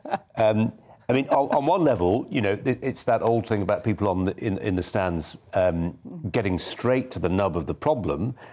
You could argue a little tastelessly. That's all in the eye of the beholder, isn't it? But who was getting on his back last night? Was it predominantly Watford fans? Did the West Ham fans repudiate him as well? Who was at it? I think from the very beginning, his first touch, it was the majority of the stadium. West Ham fans were involved as well. Watford fans were probably a little bit more vocal. But as the game wore on, I think even the Watford fans I won't go as far as say had forgotten to boo him, but the boos weren't as vocal as the 90 minutes progressed, but particularly for the first half, I would say at the very least. It was all 4 corners of the ground. There were some fans that were still cheering him and supporting him along. But the vast majority of the stadium, I think, were against him being on the pitch and were making themselves heard because of that, really. So it was just West Ham fans. It wasn't just Watford. I'm always slightly... I love process, James. I love legal process. I get worried when we don't have legal process. And people will say, well, hang on. The police are investigating, the RSPCA have taken away his cats. He's made a statement himself. So actually, don't worry about processes. This is all happening. And then I worry about proportionality in my own dull way. And if I ask you the question, should he lose his job at West Ham, I say, I've got a feeling you might say he will. He's going to struggle financially. Well, not struggle financially, clearly. He's a highly paid footballer. He's going to make less money than he might have done. But we've got some people saying in France that he ought to be tried under French animal cruelty laws that potentially involve him going to prison for up to 4 years. I mean, I know that people are very angry about this, but that starts to feel, to me, slightly disproportionate. What say you? I agree. I don't think he should be sacked from West Ham. I don't think that would achieve anything at all. I still think he'd have a career in the game in one way, shape or form. He's lost out personally with his deal with a major sports brand. So, you know, I think prison would be incredibly harsh. I think particularly if it's a first offence. If it's only found to be a first offence, I don't know what French law's like. I don't know how the legal system works over there. But I think prison sentence would be harsh. I think sacking him would be harsh. What he did was appalling, was wrong. He needs to, pay with that. He's already been fined 2 weeks' wages.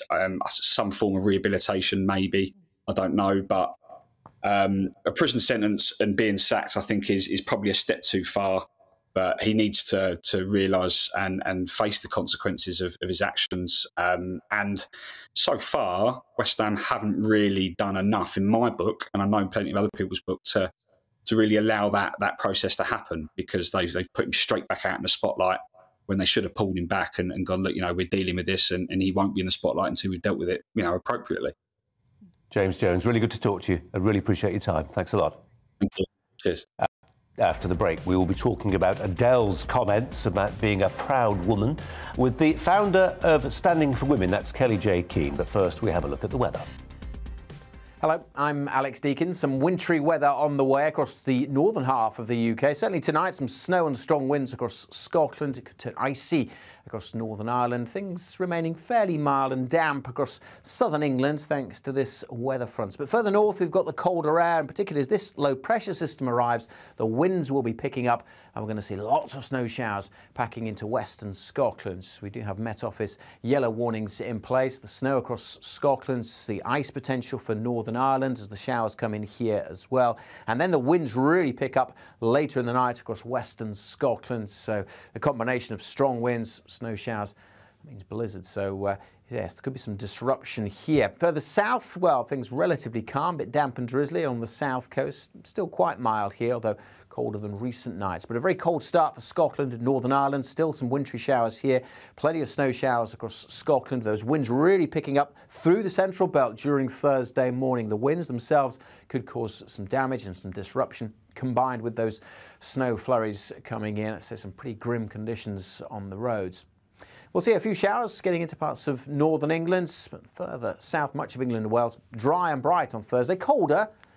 Temperatures still close to average 6 to 9 Celsius, but feeling a lot colder with those blustery conditions across the north. And getting very windy on some of these North Sea coasts during Thursday evening, with a few showers likely to continue into the night before that system clears away. And then the winds ease, and clear skies means it's going to be frosty for most of us as we head into Friday. A cold start then, but generally a cracking day, certainly across the Midlands, eastern England. Plenty of sunshine on Friday. Further west, the sunshine may turn rather hazy, but apart from a few showers, most places dry, and the winds will be a lot lighter on Friday as well. But it will still feel pretty chilly. Join me, Gloria De Piero, Monday to Thursday at noon for The Briefing. We go to the parts of Parliament that you won't see elsewhere. Plus, there's exclusive interviews with MPs from all parties. But quite often, they paper over the real truth. Why does a working class lad like you join the Tories? That's a good question. Don't miss it. Monday to Thursdays at noon on GB News.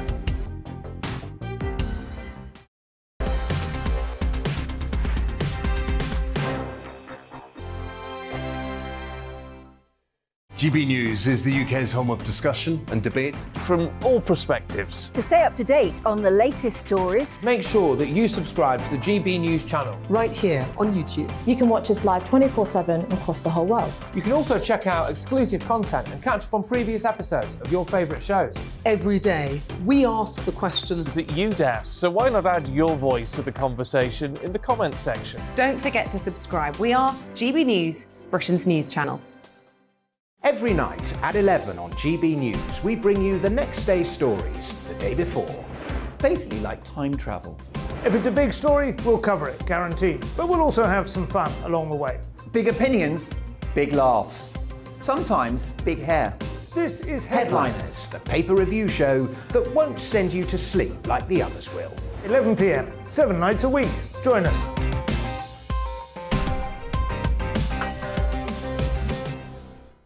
Hello there, I'm Eamon Holmes. And I'm Isabel Webster. And we hope you can join us for Breakfast with Eamon and Isabel. You make me laugh out loud, belly laugh. Is that important first thing in the morning? Yeah, absolutely. And there's me trying to be deadly serious. News is a serious business. Yeah, I have to rein you in sometimes. Well, it doesn't stop us laughing at it. It doesn't stop us having an opinion on what's going on. Yeah. And it certainly will not stop us reflecting what you think. Weekdays from 6 to 9:30 on GB News. I'm Dan Wootton. Join me Monday to Thursday from 9 to 11 for the feistiest and most fun news debate on TV, where free speech reigns. I'll bring you a sharp take on the day's biggest stories, bombshell newsmaker interviews, and A-list guests. And I guarantee you, no spin, no bias, no censorship, and no reason to go to bed. That's Dan Wootton tonight, Monday to Thursdays from 9 on GB News.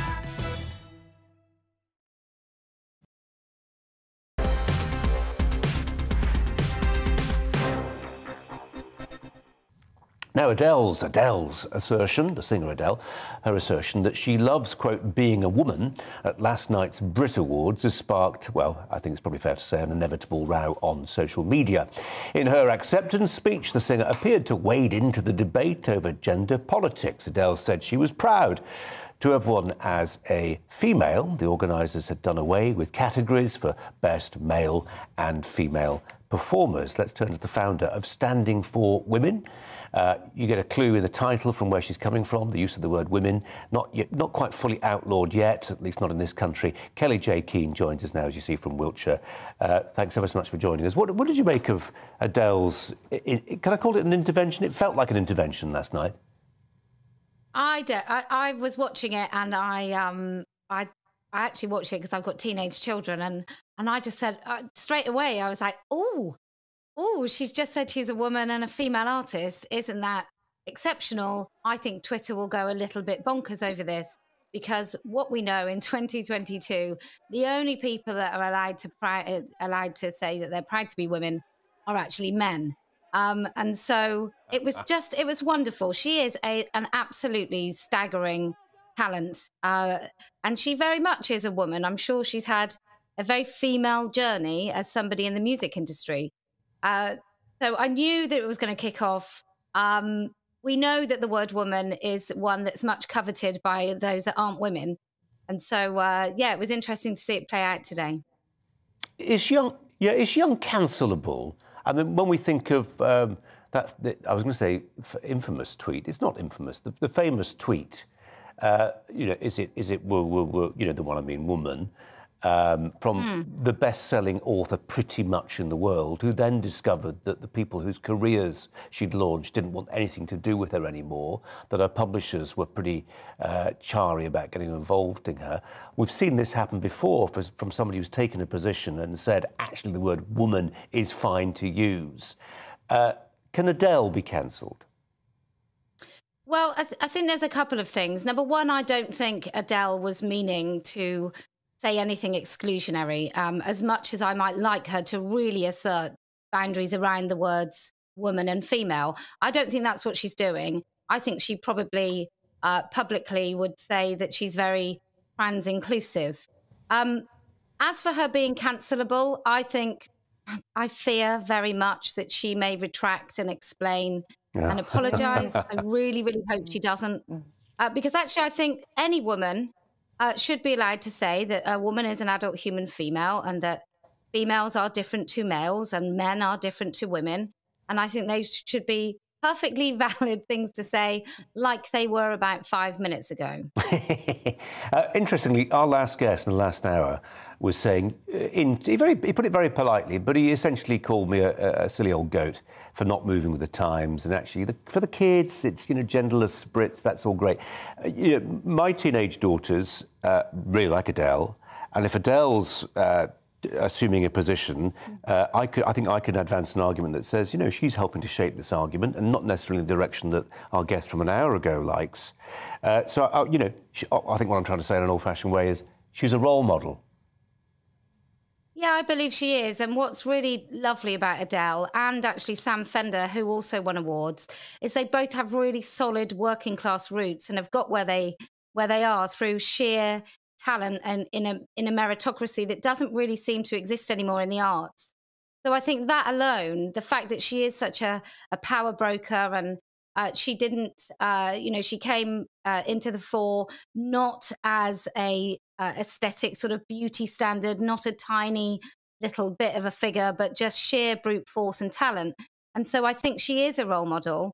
I just hope that she takes that on board and she doesn't bow to the mob, because the mob will not relent. So it doesn't matter what apology she makes. In fact, it will be worse if she apologises. That's around the tactics of apology, that's a separate item, isn't it? Andy emails to say, I've got a big response on this.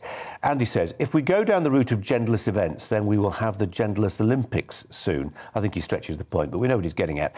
Can you imagine the outcome of that? The men would, of course, beat the women in most events. It's complete nonsense. What do we say to those who will argue, but you know what, this is singing. It doesn't. A song's a song, whether it's sung by a man or a woman, doesn't matter. Let's just give her an award for the best song. Well, I think Adele says it very well, doesn't she? That she's proud to be a woman and a female artist. I'm not sure, actually, in singing these days that it matters so much. I think the music industry still expects far more sort of sexualized contents from female artists than male artists. I think there is an argument to be had. And certainly a debate to be had about the pornification of pop music, especially for children and aimed at sort of young teenage girls. And so maybe we don't need genderless. I really hate that word. Maybe we don't need to forget that there are men and women, that sex actually exists when it comes to music. But as far as most things go, I mean, when we talk about young people thinking everything is fine and genderless, I would agree with them if we didn't have an epidemic of sexual assault in schools, and actually that those sorts of attitudes really do affect girls far more than boys in a very, very negative way. Look, in 2018, I put a billboard up with the dictionary definition of the word woman, and that was taken down for hate speech. So I think Adele saying what she did last night was perfectly in keeping with the direction of travel.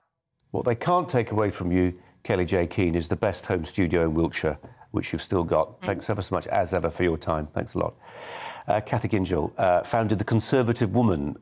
It's not called that anymore, but we can imagine which direction you're coming from in this story. I'm absolutely with Michelle. I mean, she put it terribly well, didn't she? Kelly J. Kelly J, sorry. I mean, Adele is all woman. She is all woman, and why shouldn't she be proud of that? She looks all woman. And actually, I take issue, women's voices are very different from men's. Yeah. I mean, they're thinking they want to put girls into King's College Choir. You won't get that purity of voice with little girls as you do with little boys. How can you compare Joan Baez to a man? How can you compare the great female opera singers with the great male opera singers? It's entirely different. Why shouldn't they have their categories? Do I really want to be competing with a man in something where I know I'm very different biologically, whether it's sport, whether it's singing? I can't really add much more to what she says, except for I think it is damaging for boys too. I think there is an assault on girls with the trans bathrooms in schools. It's a very slippery slope we're going down, but I think it's very disconcerting for boys to be in any way pressured to actually question their male identity. And so it's equally damaging for boys in its own way. Jeff emails in to say, finally, young people are pawns to gender ideology. They do not really know what they're involved in and are probably being manipulated, Jeff says. Keep your thoughts coming and we'll try and share some of them later on. In the meantime, Polly has the news headlines.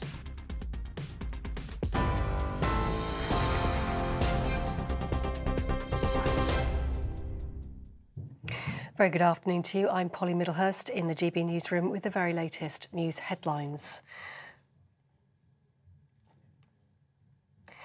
The legal requirement to self-isolate after testing positive with coronavirus should be scrapped by the end of this month in England.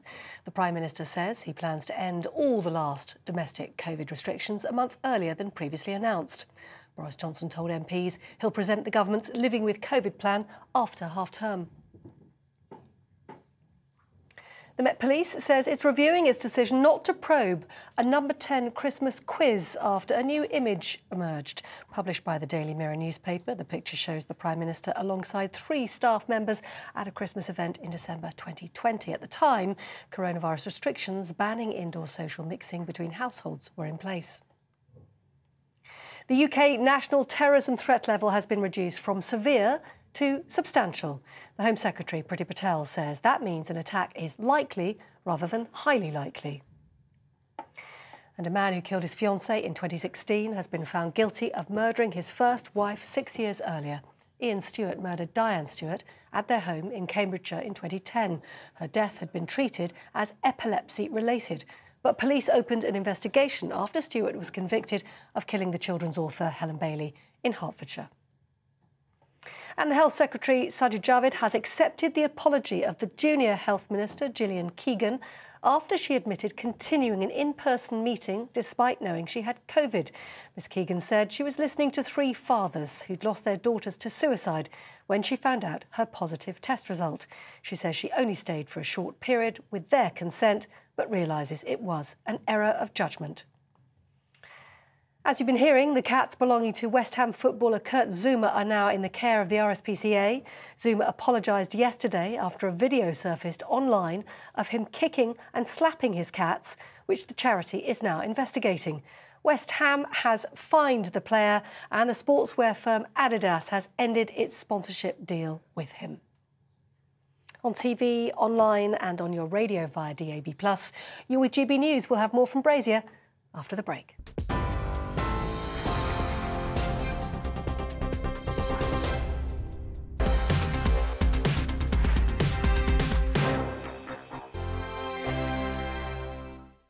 GB News is the UK's home of discussion and debate from all perspectives. To stay up to date on the latest stories, make sure that you subscribe to the GB News channel right here on YouTube. You can watch us live 24/7 across the whole world. You can also check out exclusive content and catch up on previous episodes of your favourite shows. Every day, we ask the questions that you'd ask, so why not add your voice to the conversation in the comments section? Don't forget to subscribe. We are GB News, Britain's news channel.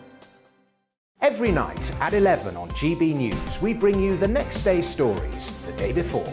It's basically like time travel. If it's a big story, we'll cover it, guaranteed. But we'll also have some fun along the way. Big opinions, big laughs. Sometimes big hair. This is Headliners, the paper review show that won't send you to sleep like the others will. 11 p.m, 7 nights a week. Join us.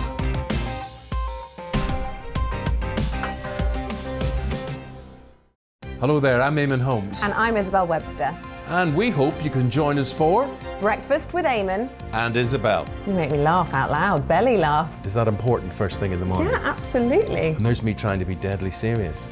News is a serious business. Yeah, I have to rein you in sometimes. Well, it doesn't stop us laughing at it. It doesn't stop us having an opinion on what's going on. Yeah. And it certainly will not stop us reflecting what you think. Weekdays from 6 to 9:30 on GB News. I'm Dan Wootton. Join me Monday to Thursday from 9 to 11 for the feistiest and most fun news debate on TV, where free speech reigns. I'll bring you a sharp take on the day's biggest stories, bombshell newsmaker interviews, and A-list guests. And I guarantee you, no spin, no bias, no censorship, and no reason to go to bed. That's Dan Wootton tonight, Monday to Thursdays from 9 on GB News.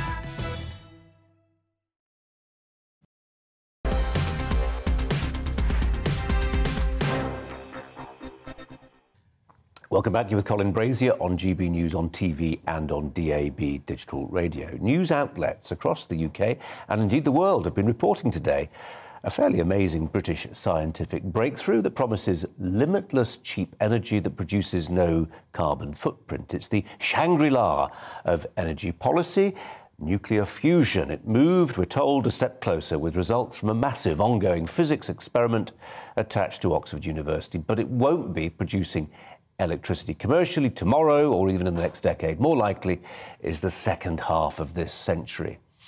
But what do we do in the meantime? Jacob Rees-Mogg, the Brexit Opportunities Minister, as he is now, says it's time for Britain to look again at fracking. does he have a point? Joining me, Richard Tice, leader of Reform UK. Richard, thanks so much for coming into the studio. Appreciate it. Fracking, we're over fracking. It causes earthquakes. Move on. Nonsense.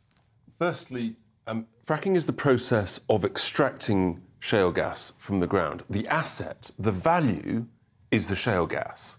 And there are different ways of getting gas out of the ground. And the exciting thing is that despite all the myths people have heard about fracking, engineers, they change things, they design new things. And guess what, Colin? I've discovered that actually there are other ways to extract shale gas out of the ground, new technologies, new things being patented that are starting to be used or going to be used later this year. That means whatever you think about fracking, the rights and the wrongs, if you can do it using a different technology, then why wouldn't we look at extracting the £1 trillion worth of shale gas treasure that we all own that's under our feet? £1 trillion. That's like, if I said to you, you can cancel half of the mortgage on your house, because £1 trillion is half the national debt, and you say, no, I'm going to leave it in the cellar. Don't want that, Richard. I'm not going to look at it. That's absurd. OK? So we've got this huge treasure. We need to look at these new technologies, and we should invest in them, because that's how we make progress. Yeah. And that, you design things, you tweak it, you change it. I think it's very exciting. Jacob Rees-Mogg is quite right. We need to relook at shale gas. Don't get hung up on the process.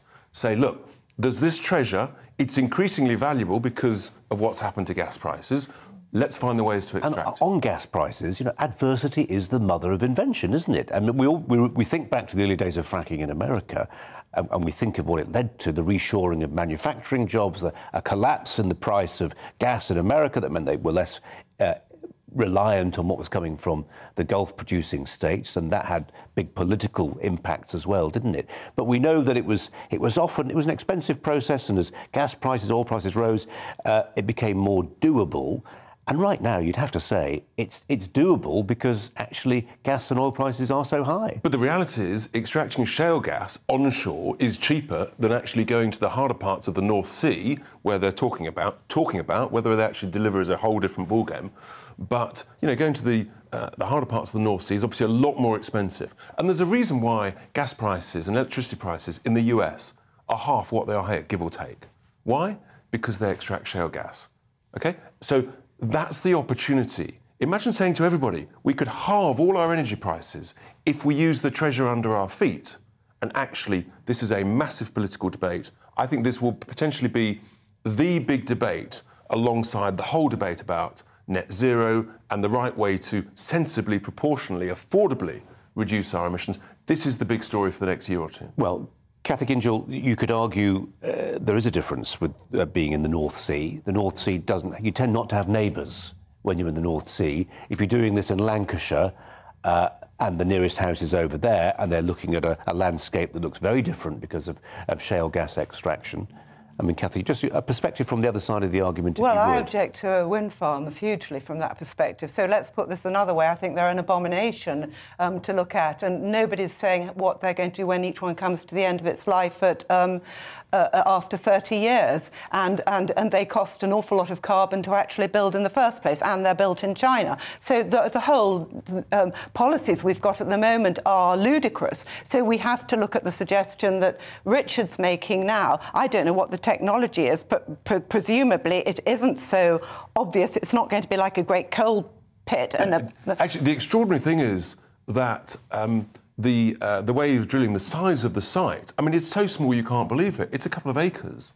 And again, it's the myths that have been perpetuated by a very well-funded, who knows where the money came from, hard to know, a very well-funded, very smart, very powerful environmental lobby that, they stopped the fracking. And there was a lot of nonsense talked at the time. But I think we need to be optimistic. I think we need to welcome new technologies and say, why wouldn't we be a world leader in finding even better, more environmentally friendly ways of extracting that gas? And move on from the ones that aren't really working and aren't reliable. I mean, it's in Essex and Suffolk, somewhere, I hope I've got, there's going to be fields and fields and fields of solar panels, the biggest solar panel expansion. Now, that is unreliable. It's not reliable for our grid. This is crazy, putting so much money into that, which is certainly more of an eyesore and affects villages around there than the new shale. Can you both just indulge me for a second? I want to do some media navel gazing. And it's in this regard. I remember, because, you know, Richard, the point is, it was politicians, no matter how good the campaign was, it was the politicians who decided to pull the switch on fracking and say no. But they did so in the teeth of a media campaign that I saw day by day in a previous incarnation. And you would see a reporter turn up with a camera crew live, and a succession of interviews with campaigners and the protesters, sometimes called locals, even though you wondered just how local they were. But it felt a very one-sided argument, and it's a really good illustration of how a relatively small, highly motivated group of campaigners can actually decide policy on the grand scale for tens of millions of people. Correct, and totally contrary to what people had actually voted for in the 2017 general election, when, let's remind your viewers, in the Tory manifesto was a commitment to create a whole new industry to extract the shale gas using fracking. And voters voted on that basis. So I think actually, yes, it was a very successful campaign on one side, and they achieved a huge amount. But here's the thing. What about let's us be successful on the other side and create a really successful campaign that actually now people have seen the cost of trying to reduce emissions and the cost of saying, OK, I'm going to buy Putin's gas or gas from the Middle East. Actually, that's a huge cost. I think there is a real patriotic desire to say, no, we need to be self-reliant. We've got this treasure. It's British treasure. Let's create British technology and let's go for it. And what do you say to the detractors who will say, well, hang on a minute, just on fracking, if it's such a great idea, why is nobody else in Europe doing it? Well, hang on. So, firstly, all over America, they're doing it, and guess what? They've got really cheap gas. Now, yes, America's bigger, but what I'm saying is, look, if you don't like fracking, then come with me and say, OK, then let's invest a combination of some government pump priming money and some private sector entrepreneurial money and look at the new technologies, try them. Because that's how you make progress, Colin. You know, you're not going to make any progress if you just stick to the status quo. If you say, right, let's invest in the latest technology, in the same way, you've got investment into fusion, which is 50-year, 100-year type investment. I'm talking about a 1 to 2 year investment in the latest technology, learn from it, because the treasure, the gold at the bottom of it is extraordinary. And just on North Sea oil, do you think there are changes? Did you hear something in what Kwasi Kwarteng said that perhaps leads you to think that we are just witnessing a tack in government policy? There's no question there's a massive tack, because they're panicking. Because actually, if they stick to the current plans, when we're exposed to buying our energy from overseas, and they've suddenly realised that a Tory party that when they took power in 2010 was basically a net exporter of energy in the UK, we're now a massive net importer. We're exposed, we're vulnerable, and the Tory party will be massively vulnerable at the next general election unless they change tack. Richard, thanks ever so much for coming in. I know Cathy was very worried about your seat. She was worried it was too low at one stage. She managed to sort that out. So. Well, I know he's so much taller than me, so I didn't want the viewer This is too much media navel-gazing. Richard Tice, thanks so much for coming in. Thanks very much indeed. Now, we move on. A group of anti-Edward Colston activists have attracted ridicule for calling on the public to boycott Thatcher's cider. The Countering Colston group, which works to remove the historical figure's legacy from Bristol, criticised Thatcher's director, Martin Thatcher's membership of the Society of Merchant Venturers. The society is a charity which Edward Colston was long ago once a member of. Joining me to discuss this, Fraser Myers, Deputy Editor of Spiked. Fraser, I think, aren't you the editor now? Have I got that wrong? No, I'm Deputy Editor. Tom Slater's the editor. Sorry, thank you. I'm always promoting people. Forgive me. Thank you very much. In time. Fraser, what do you make of this one? I mean, this is a long time ago, and actually the charity concerned, when you look at the list of the things they give money to, it seems wholly benign. Yeah, I think obviously this comes off the back of the campaigns against the Edward Colston statue, which was torn down famously in the summer of 2020. And the arguments against the statue were essentially that having this kind of celebration of Edward Colston, this slave trader, was a sign that society was still racist, that it was having an impact on, you know, people of colour in Bristol, and it was saying to them that they were not feeling welcome. Now, I thought that was pretty tenuous. I don't think that's how most people felt about the statue. You know, time and again, public were asked what they think about it, and they mostly wanted it to stay. But now we have this even more tenuous claim, this idea that Thatcher's cider, by dint of the directors' membership of this Society of Merchant Venturers, is connected to slavery. So it's become even more tenuous and more absurd that essentially anything with even the slightest hint of connection to slavery has to be cancelled. That's slightly worrying. I mean, you could sort of pick anything out of the air on that basis. You think possibly anything that originates in somewhere like Bristol, which is a, you know, slave trading city, a city that grew up around the base of the British Empire, could be tainted in that way. So I think that's why it's been ridiculed. I don't think anyone quite understands what they're arguing. Just briefly, folks, I just wonder if there's something else going on here, which is, isn't that weird, actually, when you think about it, this idea that you've got a group of campaigners here, they feel they've got the wind in their sails, they've had some successes, and actually they derive a bit of self-esteem, maybe more, from what they're doing. They want to keep the show on the road. We need to find something else to try and get boycotted. Yeah, I think that's right. And you could see this with the original statue campaigns. It was quite funny how quickly, once the Colston statue had been pulled down in 2020, how quickly people moved on to much less questionable figures, like Gandhi, for instance, or there was the statue of, you know, Robert Baden-Powell was targeted. So yes, these campaigns kind of have a momentum of their own, and you're right, they do get the wind in their sails, and they do become, unfortunately, increasingly absurd and increasingly shrill, because people are a lot of the time not willing to stand up to them and say, actually, this is wrong, for fear of being called racist, for fear of being excluded. I mean, the very fact that the Colston statue, you know, remained up as long as it did until it was pulled down, until this, until someone took a kind of mob action, suggests to me that the quiet majority were on the side of it staying up. Yeah, Fraser, we're going to leave it there. We just lost you at the end, but we've got the gist of everything you said. Thanks very much, Steve. Fraser Myers there. Now, the debate on whether meat is good or bad for the environment is far from settled, but that is not stopping some organisations foisting vegan menus on the public. The latest example, Oxfordshire County Council, it's adopting a plant-based diet at all municipal events. It's prompted a protest by farmers in the county, including one Jeremy Clarkson, who recently set about demystifying agriculture in his popular Amazon TV series, as you know. Well, joining me is farmer Gareth Wynne-Jones, who's got some strong opinions on this one. Gareth, welcome to you. This is Oxfordshire County Council doing this. I've heard stories, I dare say you've heard stories as well, about companies just adding a bit more vegan stuff, no meat option on given days, no say-so from the people who work there, eat in the canteen, just a decision at the stroke of a pen for ideological reasons. Yeah, it's frustrating, you know, we've seen it in schools as well, Meatless Monday and things, you know, for a livestock farmer, I think we need to get the message out there that it's about a balanced diet, you know, that everything that our children should be eating should be, you know, produced sustainably, ethically and environmentally friendly. And when I see a lot of this plant-based food, I look at some of the chemicals and things, and I don't think a lot of that's ethical and, you know, friendly for your body and for your mind as well. I think we've just got to get the message out there that meat's not bad. Don't blame us for the climate crisis.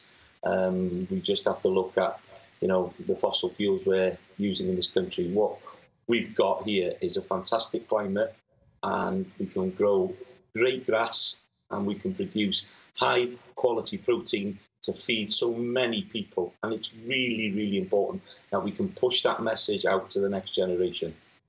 Gareth, I know you get frustrated at how that message that you just articulated there isn't widely understood, that not all countries are the same. We've got a climate in this country, because it's very wet, that's apt to growing pasture. And if it's apt to growing pasture rather than arable crops, the best way of doing things is you put livestock on that grass. And the grass, by the way, and very importantly, is very good at sequestrating carbon. Exactly. And you know what, for the environmental as well, you know, livestock are fantastic. They're building a lovely topsoil, and you know, the less we're ploughing and the more grass we're growing, the better it is for the climate. And we have to push this on. We have to start to educate the next generation that our way of producing food is really sustainable.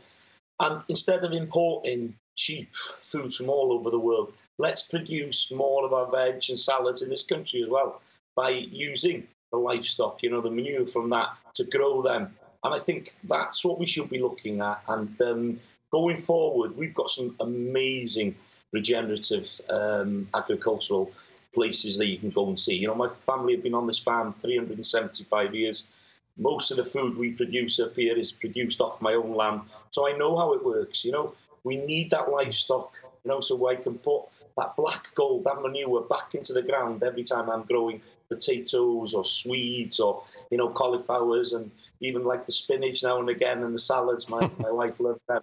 It's getting that balance, you know, and bringing children back into reality of seasonality, that when you pick a tomato from a plant in the summer, you know, when it's been grown in its own environment, there's such a different taste to going in December and buying in a supermarket.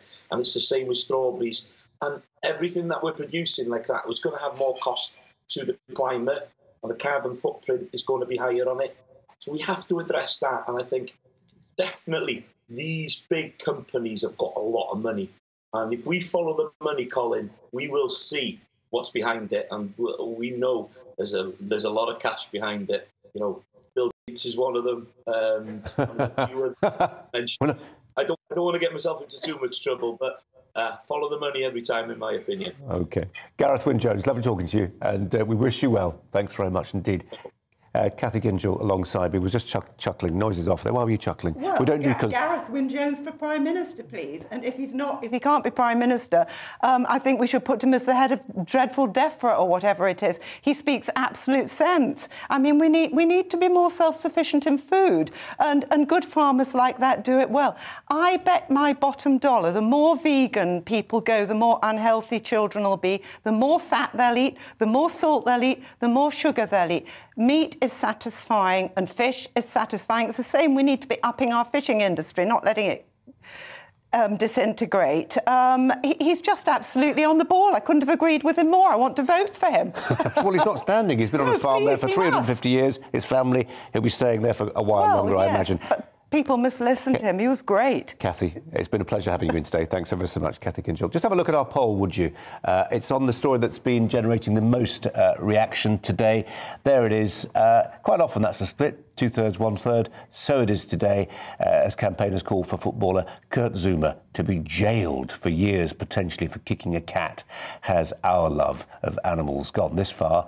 A little bit too far. It's one of those topics that really gets people stirred up. We've tried to introduce a bit of nuance and something a bit different to the conversation today. I hope we've done it. Maybe you don't think we have. You'll let us know, I'm sure. There's more coming up. Hello, I'm Alex Deakin. Some wintry weather on the way across the northern half of the UK. Certainly tonight, some snow and strong winds across Scotland. It could turn icy across Northern Ireland. Things remaining fairly mild and damp across southern England thanks to this weather front. But further north, we've got the colder air, and particularly as this low pressure system arrives, the winds will be picking up, and we're going to see lots of snow showers packing into western Scotland. We do have Met Office yellow warnings in place. The snow across Scotland, the ice potential for Northern Ireland as the showers come in here as well. And then the winds really pick up later in the night across western Scotland. So the combination of strong winds, snow showers, means blizzard. So yes, there could be some disruption here. Further south, well, things relatively calm, bit damp and drizzly on the south coast. Still quite mild here, although colder than recent nights. But a very cold start for Scotland and Northern Ireland. Still some wintry showers here. Plenty of snow showers across Scotland. Those winds really picking up through the central belt during Thursday morning. The winds themselves could cause some damage and some disruption, combined with those snow flurries coming in. So some pretty grim conditions on the roads.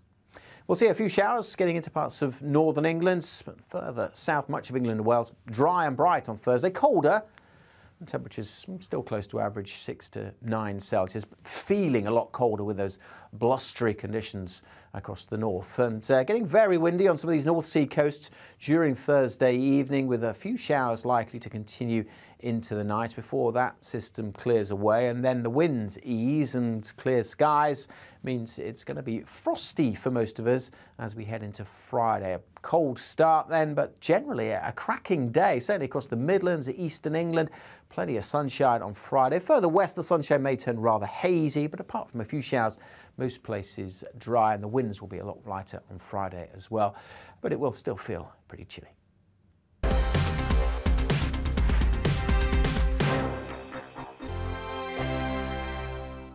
GB News is the UK's home of discussion and debate from all perspectives. To stay up to date on the latest stories, make sure that you subscribe to the GB News channel right here on YouTube. You can watch us live 24/7 across the whole world. You can also check out exclusive content and catch up on previous episodes of your favourite shows.